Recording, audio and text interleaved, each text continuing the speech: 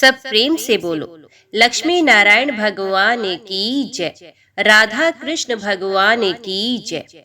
श्री सुखदेव जी कहते हैं, प्रिय परीक्षित, जिस समय भगवान श्री कृष्ण मथुरा नगर के मुख्य द्वार से निकले, उस समय ऐसा मालूम पड़ा मानो पूर्व दिशा से चंद्र उदय हो रहा हो। उनका श्यामल शरीर अत्यंत ही दर्शनीय था। उस पर रेशमी पीतांबर की छटा निराली ही थी। वक्ष स्थल पर स्वर्णरेखा के रूप में श्रीवत्स चिन्ह शोभा पा रहा था और गले में कौस्तुभ मणि जगमगा रही थी। 4 भुजाएं थी जो लंबी लंबी और कुछ मोटी मोटी थी। हाल के खिले हुए कमल के समान कोमल और रत्नारे नेत्र थे। मुख कमल पर राशि राशि आनंद खेल रहा था। कपोलों की छटा निराली हो रही थी। मंद मंद मुस्कान देखने वालों का मन चुराई लेती थी। कानों में मकराकृत कुंडल झिलमिल झिलमिल झलक रहे थे। उन्हें देखकर काल्यवन ने निश्चय किया कि यही पुरुष वासुदेव है, क्योंकि नारद जी ने जो जो लक्षण बताए थे, वक्ष स्थल पर श्रीवत्स का चिन्ह, 4 भुजाएं, कमल के से नेत्र, गले में वनमाला और सुंदरता की सीमा, वे सब इसमें मिल रहे हैं। इसलिए ये कोई दूसरा हो ही नहीं सकता। इस समय ये बिना किसी अस्त्र शस्त्र के पैदल ही इस ओर चला आ रहा है, इसलिए मैं भी इसके साथ बिना अस्त्र शस्त्र के ही लड़ूंगा। ऐसा निश्चय करके जब काल्यावन भगवान श्री कृष्ण की ओर दौड़ा, तब वे दूसरी ओर मुंह करके रणभूमि से भाग चले और उन योग दुर्लभ प्रभु को पकड़ने के लिए काल्यावन उनके पीछे पीछे दौड़ने लगा। रण छोड़ भगवान लीला करते हुए भाग रहे थे। काल्यावन पग पग पर यही समझता था कि अब पकड़ा तब पकड़ा। इस प्रकार भगवान उसे बहुत दूर तक पहाड़ की एक गुफा में ले गए। काल्यावन पीछे से बार बार आक्षेप करता कि अरे भाई, तुम परम यशस्वी यदुवंश में पैदा हुए हो, तुम्हारा इस प्रकार युद्ध छोड़कर भागना उचित नहीं है। परंतु अभी उसको अशुभ निशेष नहीं हुए थे, इसलिए वे भगवान को पाने में समर्थ ना हो सका। उसके आक्षेप करते रहने पर भी भगवान उस पर्वत की गुफा में घुस गए। उनके पीछे काल्यवन भी घुसा। वहां उसने एक दूसरे ही मनुष्य को सोते हुए देखा। उसे देखकर काल्यवन ने सोचा कि देखो तो सही, ये मुझे इस प्रकार इतनी दूर ले आया और अब इस तरह मानो इसे कुछ पता ही ना हो, साधु बाबा बनकर सो रहा है। ये सोचकर उस मोड़ ने उसे कसकर एक लात मारी। वे पुरुष वहां बहुत दिनों से सोया हुआ था। पैर की ठोकर लगने से वे उठकर खड़ा हो गया और धीरे धीरे उसने अपनी आंखें खोली। इधर उधर देखने पर पास ही काल्यवन खड़ा हुआ दिखाई दिया। वे पुरुष इस प्रकार ठोकर मारकर जगाए जाने से कुछ रुष्ट हो गया था। उसकी दृष्टि पड़ते ही काल्यवन के शरीर में आग पैदा हो गई और वे क्षण भर में जलकर ढेर हो गया। राजा परीक्षित ने पूछा, भगवान, जिसके दृष्टिपात मात्र से काल्यावन जलकर भस्म हो गया, वे पुरुष था कौन? किस वंश का था? उसमें कैसी शक्ति थी और वे किसका पुत्र था? आप कृपा करके ये भी बताइए कि वे पर्वत की गुफा में जाकर क्यों सो रहा था? श्री सुखदेव जी कहते हैं, परीक्षित, वे इक्ष्वाकु वंशी महाराज मानधाता के पुत्र राजा मुचुकुंद थे। वे ब्राह्मणों के परम भक्त, सत्य प्रतीक, संग्राम विजयी और महापुरुष थे। एक बार इंद्र आदि देवता असुरों से अत्यंत भयभीत हो गए थे। उन्होंने अपनी रक्षा के लिए राजा मुचुकुंद से प्रार्थना की और उन्होंने बहुत दिनों तक उनकी रक्षा की। जब बहुत दिनों के बाद देवताओं को सेनापति के रूप में स्वामी कार्तिकेय जी मिल गए, तब उन लोगों ने राजा मुचुकुंद से कहा, राजन, आपने हम लोगों की रक्षा के लिए बहुत श्रम और कष्ट उठाया है, अब आप विश्राम कीजिए। वीर शिरोमणि, आपने हमारी रक्षा के लिए मनुष्य लोक का अपना अकंटक राज्य छोड़ दिया और जीवन की अभिलाषाएं तथा भोगों का भी परित्याग कर दिया। अब आपके पुत्र, रानियां, बंधु बांधव और अमात्य मंत्री तथा आपके समय की प्रजा में से कोई नहीं रहा है। सबके सब काल के गाल में चले गए हैं। काल समस्त बलवानों से भी बलवान है। वे स्वयं परम समर्थ, अविनाशी और भगवत स्वरूप है। जैसे गवाले पशुओं को अपने वश में रखते हैं, वैसे ही वे खेल खेल में सारी प्रजा को अपने अधीन रखता है। राजन, आपका कल्याण हो। आपकी जो भी इच्छा हो हमसे मांग लीजिए। हम कैवल्य मोक्ष के अतिरिक्त आपको सब कुछ दे सकते हैं, क्योंकि कैवल्य मोक्ष देने की सामर्थ्य तो केवल अविनाशी भगवान विष्णु में ही है।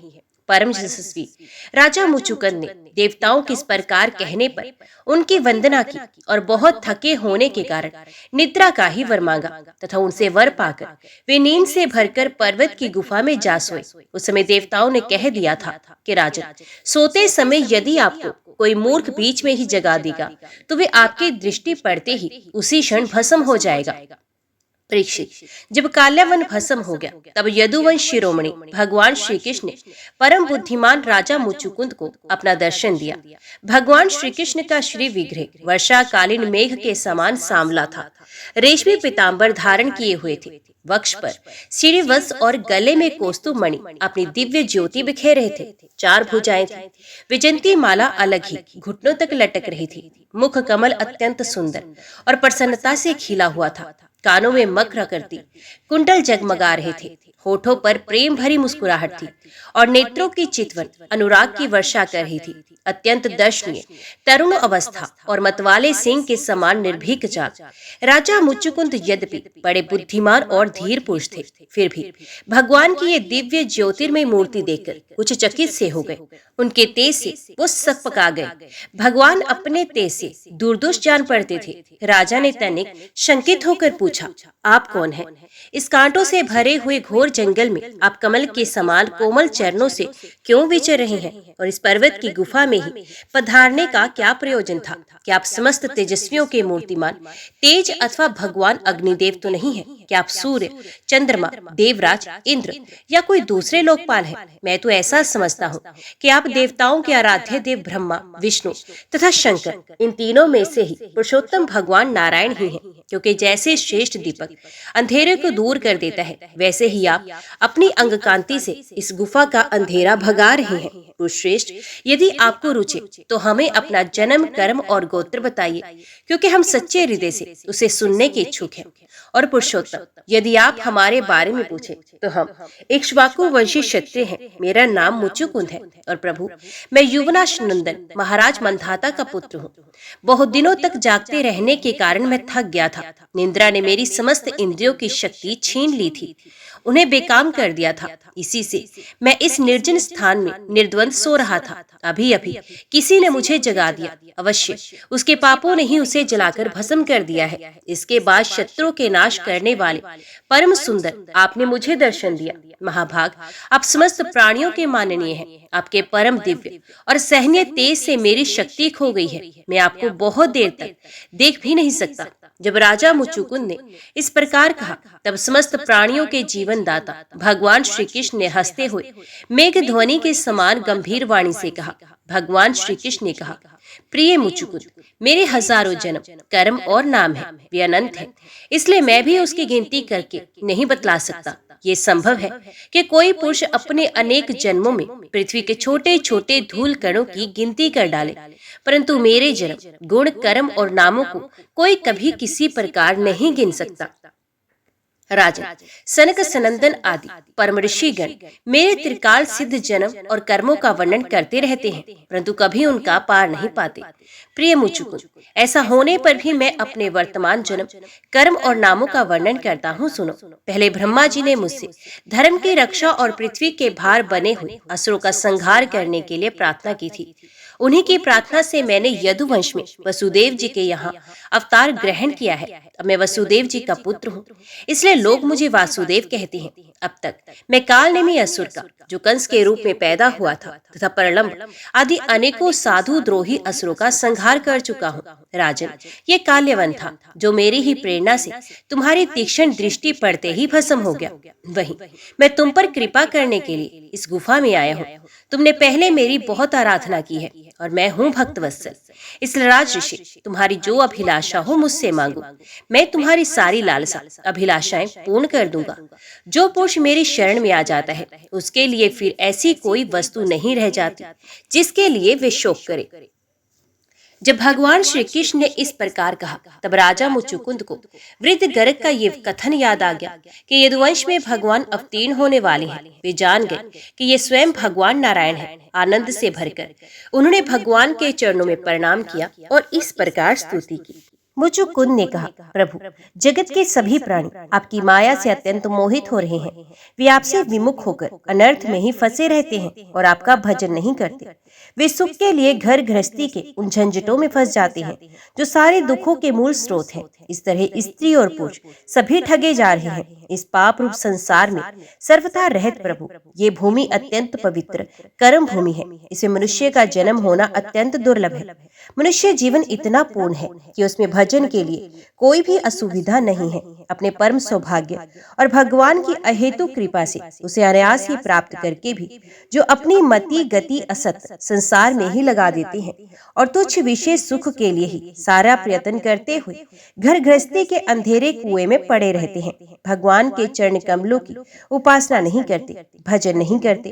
वे तो ठीक उस पशु के समान है जो तुच्छ तृण के लोभ से अंधेरे कुएं में गिर जाता है। भगवान, मैं राजा था, राज्य लक्ष्मी के मत से मैं मतवाला हो रहा था। इस मरने वाले शरीर को ही तो मैं आत्मा अपना स्वरूप समझ रहा था और राजकुमार, रानी, खजाना तथा पृथ्वी के लोभ मोह में ही फंसा हुआ था।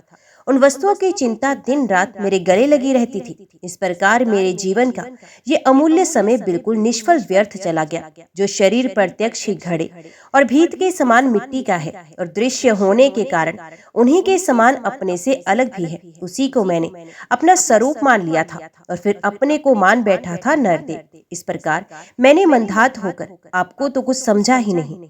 रथ, हाथी, घोड़े और पैदल की चतुरंगणी सेना तथा सेनापतियों से घिरकर मैं पृथ्वी में इधर उधर घूमता रहता। मुझे ये करना चाहिए और ये नहीं करना चाहिए, इस प्रकार विविध कर्तव्य और अकर्तव्यों की चिंता में पड़कर मनुष्य अपने एकमात्र कर्तव्य भगवत प्राप्ति से विमुख होकर परमत हो जाता है, असावधान हो जाता है।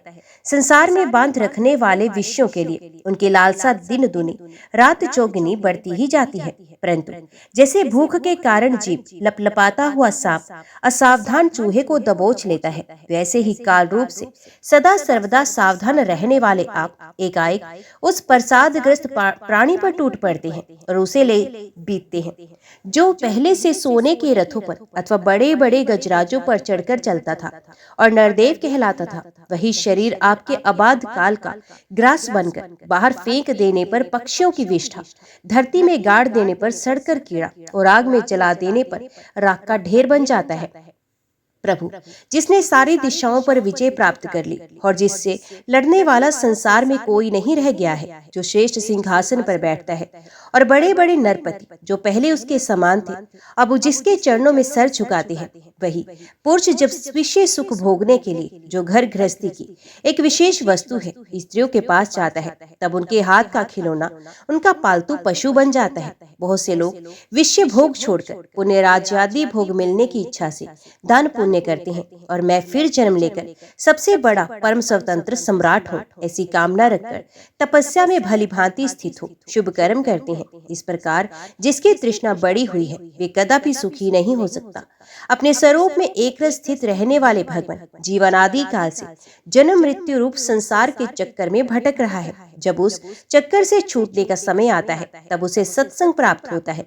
ये निश्चय है कि जिस क्षण सत्संग प्राप्त होता है उसी क्षण संतों के आश्रय कार्य कारण रूप जगत के एकमात्र स्वामी आप में जीव की बुद्धि अत्यंत दृढ़ता से लग जाती है। भगवान, मैं तो ऐसा समझता हूँ कि आपने मेरे ऊपर परम अनुग्रह की वर्षा की है, क्योंकि बिना किसी परिश्रम के अनायास ही मेरे राज्य का बंधन टूट गया। साधु स्वभाव के चक्रवर्ती राजा भी अब अपना राज्य छोड़कर एकांत में भजन साधन करने के उद्देश्य से वन में जाना चाहते हैं। तब उसके ममता बंधन से मुक्त होने के लिए बड़े प्रेम से आपसे प्रार्थना किया करते हैं। अंतर्यामी प्रभु, आपसे क्या छिपा है, मैं आपके चरणों की सेवा के अतिरिक्त और कोई भी वर नहीं चाहता, क्योंकि जिनके पास किसी प्रकार का संग्रह परग्रह नहीं है अथवा जो उसके अभिमान से रहते हैं, वे लोग भी केवल उसी के लिए प्रार्थना करते हैं। भगवान, भला बताइए तो सही, मोक्ष देने वाली आपकी आराधना करके ऐसा कौन सा श्रेष्ठ पुरुष होगा जो अपने को बांधने वाले सांसारिक विषयों का वर मांगे। इसलिए प्रभु, मैं सत्वगुण, रजोगुण और तमोगुण से संबंध रखने वाली समस्त कामनाओं को छोड़कर केवल माया के लेश मात्र संबंध से रहते गुणातीत एक अद्वितीय चित्त स्वरूप परम पुरुष आपकी शरण ग्रहण करता हूँ। भगवान, मैं अनादि काल से अपने कर्मफलों को भोगते भोगते अत्यंत आर्त हो रहा था। उनकी दुखद ज्वाला दिन रात मुझे जलाती रहती थी। मेरे 6 शत्रु कभी शांत ना होते थे। उनके विषयों की प्यास बढ़ती ही जा रही थी। कभी किसी प्रकार एक क्षण के लिए भी मुझे शांति ना मिली। शरणदाता, अब मैं आपके भय, मृत्यु और शोक से रहित चरण कमलों की शरण में आया हूँ।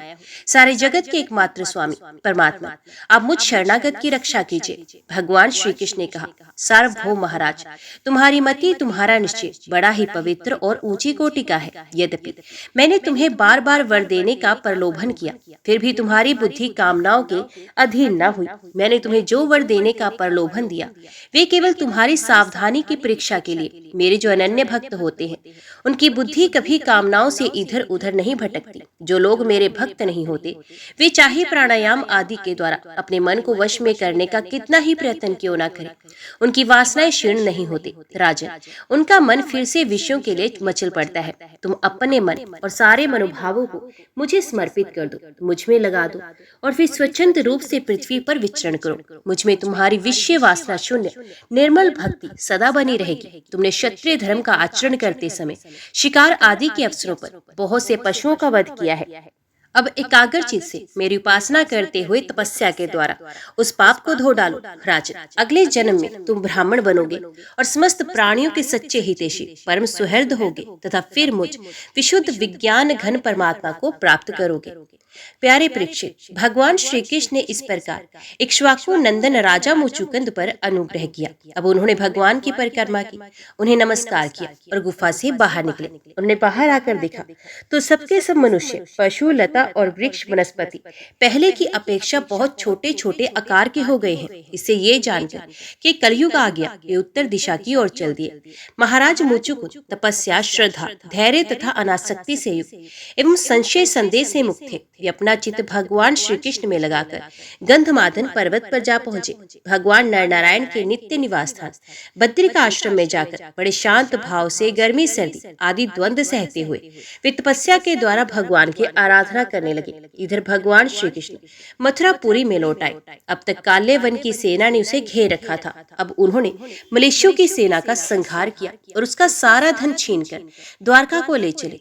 जिस समय भगवान श्री कृष्ण के आज्ञा अनुसार मनुष्यों और बैलों पर वे धन ले जाया जाने लगा, उसी समय मगधराज जरासंध भी 18वीं बार 23 अक्षौहिणी सेना लेकर आ धमका। परीक्षित, शत्रु सेना का प्रबल वेग देखकर भगवान श्री कृष्ण और बलराम मनुष्यों की सी लीला करते हुए उसके सामने से बड़ी फुर्ती के साथ भाग निकले। उनके मन में तनिक भी भय न था, फिर भी मानो अत्यंत भयभीत हो गए हों। इस प्रकार का नाट्य करते हुए वे सबका सब धन वहीं छोड़कर अनेक योजनों तक वे अपने कमलदल के समान सुकोमल चरणों से ही पैदल भागते चले गए। जब महाबली मगधराज जरासंध ने देखा कि श्री कृष्ण और बलराम तो भाग रहे हैं, तब वे हंसने लगा और अपनी रथ सेना के साथ उनका पीछा करने लगा। उसे भगवान श्री कृष्ण और बलराम जी के ऐश्वर्य, प्रभाव आदि का ज्ञान नहीं था। बहुत दूर तक दौड़ने के कारण दोनों भाई कुछ थक से गए। अब वे बहुत ऊंचे परवर्षण पर्वत पर चढ़ गए। उस पर्वत का परवर्षण नाम इसलिए पड़ा कि वहां सदा ही मेघ वर्षा किया करते थे। जब जरासंध ने देखा कि वे दोनों पहाड़ में छिप गए और बहुत ढूंढने पर भी पता न चला, तब उसने ईंधन से भरे हुए परवर्षण पर्वत के चारों ओर आग लगाकर उसे जला दिया। जब भगवान ने देखा कि पर्वत के शोर जलने लगे हैं, तब दोनों भाई जरासंध की सेना के घेरे को लांघते हुए बड़े वेग से उस 11 योजन ऊंचे पर्वत से एकदम नीचे धरती पर कूद आए। राजन, उन्हें जरासंध ने अथवा उसके किसी भी सैनिक ने नहीं देखा। वे दोनों भाई वहां से चलकर फिर अपनी समुद्र से घिरी हुई द्वारकापुरी में चले आए। जरासंध ने झूठ मूठ ऐसा मान लिया कि श्री कृष्ण और बलराम तो जल गए हैं और फिर वे बहुत बड़ी सेना लौटाकर मगध देश को चला गया। ये बात मैं तुमसे पहले ही कह चुका हूँ कि अनर्थ देश के राजा श्रीमान रैवत जी ने अपनी रेवती नाम की कन्या ब्रह्मा जी की प्रेरणा से बलराम जी के साथ ब्याह दी थी। भगवान श्री कृष्ण भी स्वयंवर में आए हुए शिशुपाल और उसके पक्षपाती शालव आदि नरपतियों को बलपूर्वक हराकर सबके देखते देखते जैसे गरुड़ ने सुधा का हरण किया था, वैसे ही विदर्भ देश की राजकुमारी रुक्मणी को हर लाई और उनसे विवाह कर लिया। रुक्मिणी जी राजा भीष्मक की कन्या और स्वयं भगवती लक्ष्मी जी का अवतार थी। राजा परीक्षित ने पूछा, भगवान, हमने सुना है कि भगवान श्री कृष्ण ने भीष्मक नंदनी परम सुंदरी रुक्मिणी देवी को बलपूर्वक हरण करके राक्षस विधि से उनके साथ विवाह किया था। महाराज, अब मैं ये सुनना चाहता हूँ कि परम तेजस्वी भगवान श्री कृष्ण ने जरासंध, शाल्व आदि नरपतियों को जीतकर किस प्रकार रुक्मिणी का हरण किया। ब्रह्मऋषि, भगवान श्री कृष्ण की लीलाओं के संबंध में क्या कहना है? वे स्वयं तो पवित्र हैं ही, सारे जगत का मल धो बहाकर उसे भी पवित्र कर देने वाली हैं। उनमें ऐसी लोकोत्तर माधुरी है जिसे दिन रात सेवन करते रहने पर भी नित्य नया नया रस मिलता रहता है। भला ऐसा कौन रसिक, कौन सा मर्मज्ञ है जो उन्हें सुनकर तृप्त न हो? श्री सुखदेव जी कहते हैं, परीक्षित, महाराज भीष्मक विदर्भ देश के अधिपति थे। उनके 5 पुत्रों और एक सुंदरी कन्या थी। सबसे बड़े पुत्र का नाम रुक्मी और 4 छोटे थे जिनके नाम थे रुक्मरथ, रुक्मबाहु, रुक्मकेश और रुक्ममाली। इनकी बहन सती रुक्मिणी जब उसने भगवान श्री कृष्ण के सौंदर्य, प्राक्रम, गुण और वैभव की प्रशंसा सुनी जो उसके महल में आने वाले अतिथि प्राय गाया ही करते थे, तब उसने यही निश्चय किया कि भगवान श्री कृष्ण ही मेरे अनुरूप पति हैं। भगवान श्री कृष्ण भी समझते थे कि रुक्मिणी में बड़े सुंदर सुंदर लक्षण हैं। ये परम बुद्धिमती है, उदारता, सौंदर्य, शील, स्वभाव और गुणों में भी अद्वितीय है, इसलिए रुक्मिणी जी ही मेरी अनुरूप पत्नी है। अतः भगवान ने रुक्मिणी जी से विवाह करने का निश्चय किया। रुक्मिणी जी के भाई बंधु भी चाहते थे कि हमारी बहन का विवाह श्री कृष्ण से ही हो, परंतु रुक्मी श्री कृष्ण से बड़ा द्वेष रखता था।